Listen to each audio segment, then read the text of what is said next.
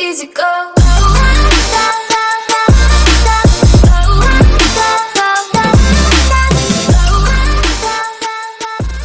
Let's see how to add a watermark to MS Word.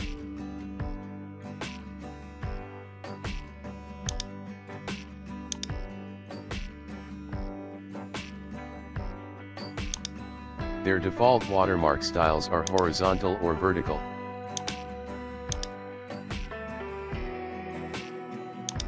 Select any one style.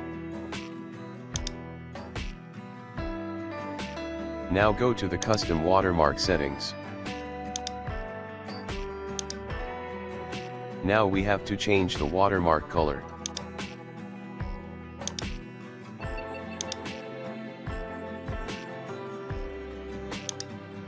Then you have to change the watermark text as you wish.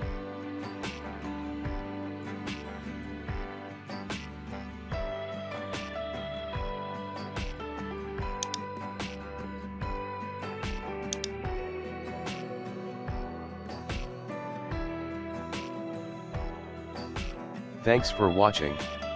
If you like our videos, please subscribe.